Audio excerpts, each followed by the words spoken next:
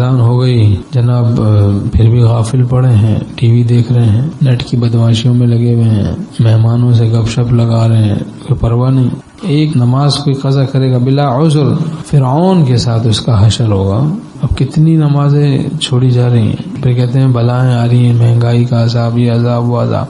نمازیں درست نہیں ہوں گی اگر تو پھر اصلاح نہیں ہوگی. الصلاۃ عماد الدین، نماز دین کا ستون ہے.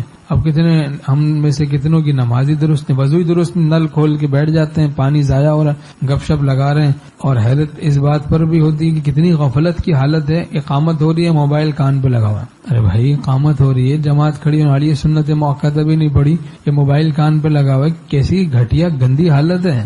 پہلے زمانے کے جو اولیاء اللہ بعض اپنے متعلقین کی نماز دیکھ کر ان کی باطنی حالت کو جان لیتے. ایک نظر میں طائر گم گشت کو جانچ لیں ہم حیات پرواز سے کہ اس کی نماز کتنی سنت کے مطابق ہے، اس کو کس قدر اہتمام ہے نماز کا. تو دینداری نام ہے دینی بیداری کا، دنیا داری نام ہے دینی بے ہوشی کا، دنیا داری نام ہے دینی بے ہوشی کا. یجوز و لا یجوز کا غم، جائز و ناجائز کا غم، یہی تو ہے تعلق مع اللہ. جائز و ناجائز کا غم، ورنہ بس عشق باری ہے، بے قراری ہے، اور مسائل پہ عمل کا کوئی اہتمام ہی نہیں ہے. تو یہ کیا جہالت کی پیری مریدی ہے بھائی. اب تو اہتمام سے رکعت نکل رہی جیسے کوئی فضیلت ہے، رکعت نکالنے کی، مسبوق بننے کی جیسے کوئی فضیلت ہو. نعوذ باللہ.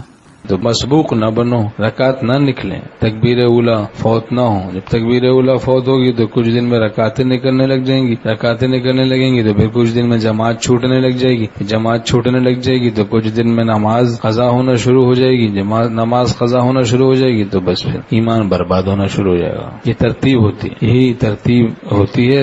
آہستہ آہستہ دینی زوال میں مبتلا ہو جاتا ہے. سنتیں موقع چھوڑتا آدمی، پھر واجبات چھوٹنے لگتے ہیں، واجبات چھوڑنا شروع کر دیتا ہے تو پھر فرائض چھوٹنے لگ جاتے ہیں. حضرت ڈاکٹر عبدالحی صاحب رحمۃ اللہ علیہ فرماتے تھے پھر فرائض جب چھوڑنے لگ جاتا ہے تو پھر عقائد پر، ایمان پر بات آ جاتی ہے، پھر ایمان کے لالے پڑ جاتے ہیں. اچھا کبھی رکعت نکل گئی، غلطی ہو گئی، استغفار کر لینا چاہیے، استغفار سے تلافی کرنی چاہیے. ایک بزرگ تھے نماز پڑھ کے نکلتے تھے، چہرے پر ایسا اثر ہوتا جیسے چوری کر کے نکلے. تو یعنی اللہ سے معافی مانگتے تھے، اپنی طاعات کو بھی خطا سمجھتے ہیں.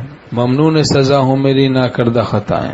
حکیم الامت مولانا اشرف علی صاحب تھانوی رحمۃ اللہ سے کسی نے کہا کہ حضرت نماز میں نے پڑھی کیا ملا؟ فرمایا نماز ملی اور کیا ملا. بھائی نماز پڑھی تو نماز ملی، نماز ملی اور کیا ملا. روزہ رکھا تو روزہ ملا، اور کیا چاہیے تجھے؟ 10 روپے چاہیے، 20 روپے کی اہمیت ہے، پیسے کی اہمیت ہے، دین کی اہمیت نہیں.